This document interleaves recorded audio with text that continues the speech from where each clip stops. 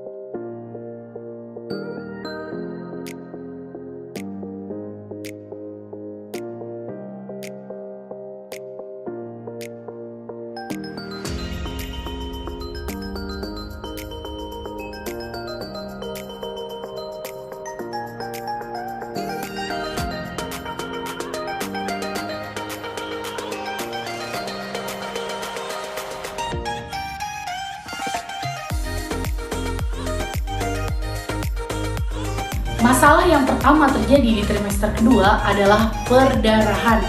Meskipun sebenarnya resiko keguguran di trimester kedua ini tidak bisa dibilang kecil dibandingkan trimester pertama dan ketiga loh moms. Dan bukan berarti mama boleh lengah loh ya. Masih ada beberapa faktor resiko dan kemungkinan terjadinya keguguran di trimester kedua ini.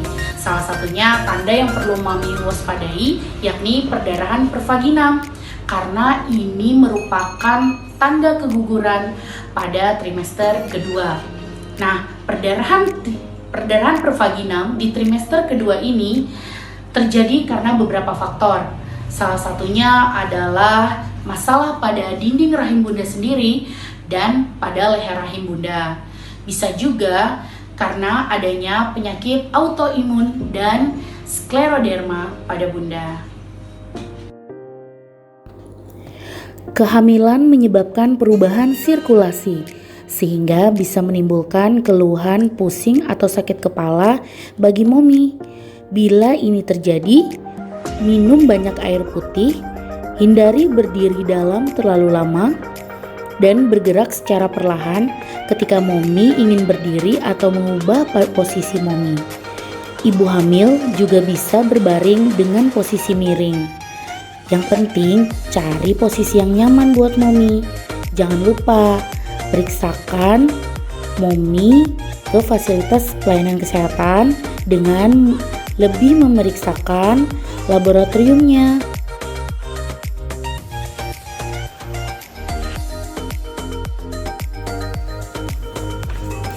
Nah, untuk yang ketiga yakni ketuban pecah dini.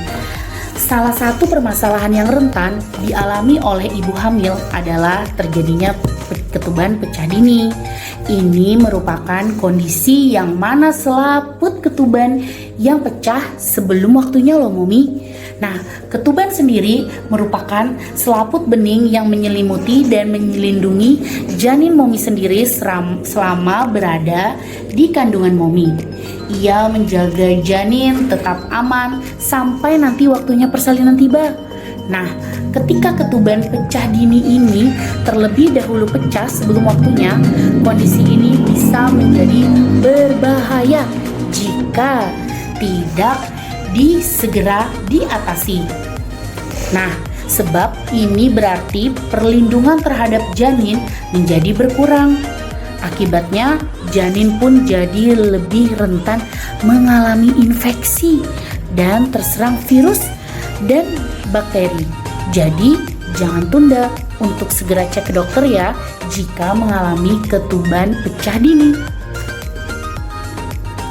Selanjutnya, Gusi berdarah. Gusi berdarah merupakan salah satu keluhan yang sering dialami oleh semua ibu hamil, yang bisa merupakan tanda adanya gingivitis atau radang gusi. Kondisi ini ditandai dengan perubahan warna gusi momi menjadi merah terang hingga kebiruan, pembekakan pada gusi, hingga gusi mudah berdarah karena rangsangan kecil seperti menggosok gigi ataupun tanpa rangsangan. Pada ibu hamil, sebagian keluhan di rongga mulut disebabkan oleh perubahan hormon yang membuat gusi dan gigi lebih mudah terkena bakteri dari plak gigi. Selain itu, perubahan hormon juga menyebabkan peningkatan aliran darah, menyebabkan jaringan di sekitarnya menjadi lebih lunak dan gusi berdarah. Peradangan pada gusi ini akan meningkat saat menginjak trimester kedua. Nyeri punggung atau nyeri pinggang. Berat badan yang meningkat dapat menekan bagian punggung. Nah, pada saat bagian punggung tertekan akan timbul tuh nyeri dan ketidaknyamanan. Agar nyeri punggung tidak semakin parah, ibu hamil tidak disarankan untuk mengenakan sepatu hak tinggi mami. Ibu hamil juga bisa duduk di bangku dengan sandaran yang menopang punggung dengan baik. Usahakan juga untuk duduk tegak tapi tetap rileks ya. Jangan lupa juga untuk mengatur posisi tidur. Ibu hamil disarankan untuk tidur posisi miring dan meletakkan bantal di antara kedua kaki momi.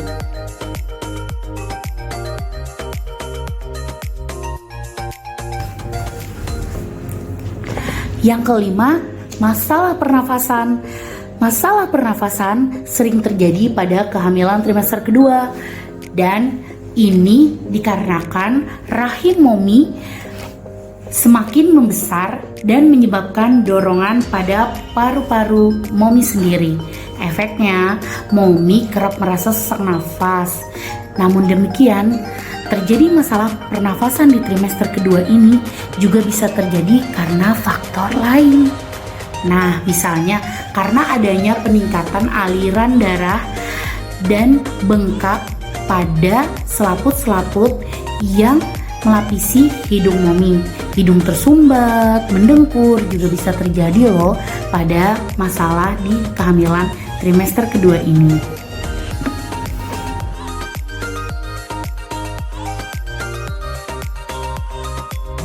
Diabetes gestasional atau yang dikenal dengan penyakit gula darah terjadi juga loh momi pada saat masa kehamilan.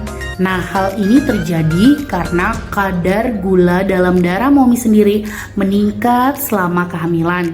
Nah, diabetes gestasional ini bahkan bisa terjadi meski mama tidak memiliki riwayat diabetes sebelumnya. Nah, jangan anggap remeh. Hal ini dapat meningkatkan resiko persalinan yang lebih sulit untuk momi. Nah, untuk menjaga kadar gula momi selama kehamilan ini tetap terkontrol, cobalah untuk menjaga pola makan yang tetap sehat dan gizi seimbang, rutin olahraga, serta minum suplemen dan obat yang diresepkan oleh bidan dan dokter momi. Dan juga perlu diketahui bahwa di trimester 2 ini bisa kok untuk dicegah diabetes gestasional, bahkan untuk trimester selanjutnya yakni trimester 3. Jadi tidak perlu khawatir ya momi, tetap periksakan diri momi secara teratur setiap bulannya. Preeklamsi memang biasanya terjadi pada trimester ketiga kehamilan. Namun gangguan kesehatan ini juga bisa terjadi loh pada sebagian ibu hamil trimester kedua. Bila ibu hamil mengalami pembengkakan pada bagian tungkai, tangan, wajah, serta pada pandangan kabur, terdapat bagian hitam pada mata, nyeri pada bagian kanan perut, serta mudah terjadi lebam, segera periksakan diri momi ke dokter ya. Hal ini juga ditemukan seperti tensi darah yang tinggi atau tekanan darah yang tinggi, serta hasil lab protein yang menunjukkan positif pada urin momi.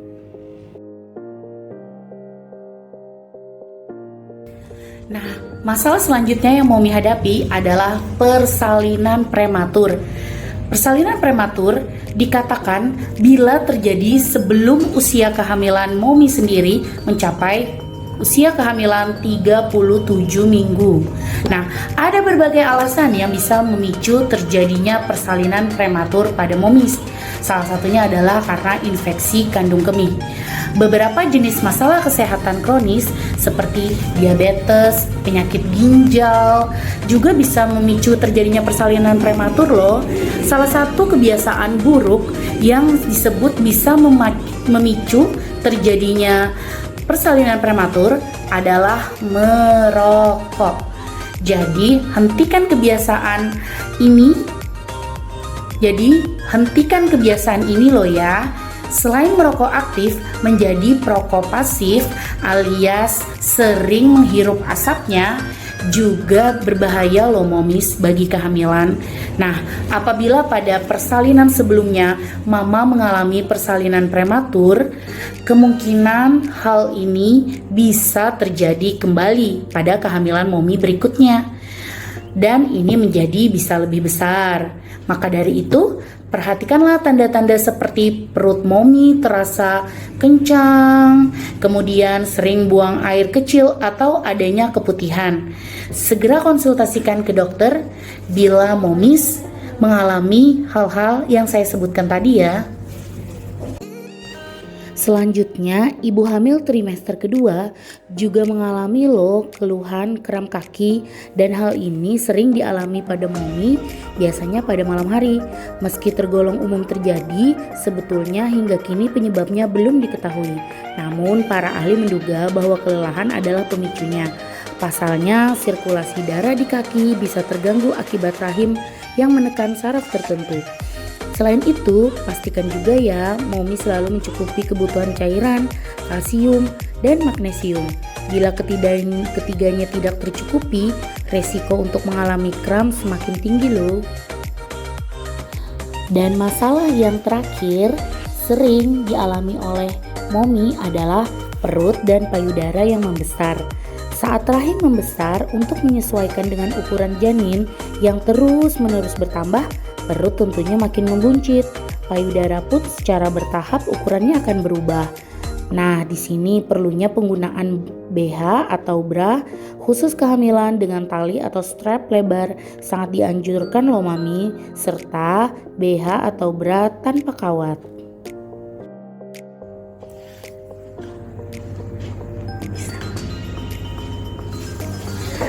Hai Mami, gimana penjelasan dari saya mengenai masalah yang terjadi pada trimester 2 tadi? Sudah jelas ya Mami, apa saja masalah dan keluhan yang dialami ibu-ibu hamil trimester kedua? Perlu Mami ketahui, pada saat kehamilan trimester 2, Mami wajib memeriksakan dirinya setiap bulan ke fasilitas pelayanan kesehatan terdekat melalui bidan atau dokter Mami yang percaya. Nah, itu pada saat kehidupan sebelumnya. Kali ini, untuk masa pandemi COVID sendiri, pemeriksaan kehamilan pada trimester 2 tidak diperlukan sejauh tidak terjadi keluhan seperti yang saya sebutkan tadi.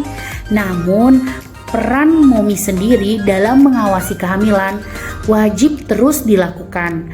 Momi bisa untuk menghubungi via daring dengan bidan atau dokter atau fasilitas pelayanan kesehatan momi yang terdekat atau dokter dan bidan yang momi percayai. Silahkan konsultasikan jika momi mengalami tanda atau keluhan pada kehamilan di trimester ini dan tidak segan-segan untuk memeriksakan diri tentunya. Oleh karena itu, sekian penjelasan dari saya. Salah hilaf mohon maaf. Tetap semangat menghadapi kehamilan di tiap trimesternya. Salam sehat selalu. Saya undur diri. Sampai jumpa ke vlog selanjutnya. Bye. Sehat selalu ya Momi.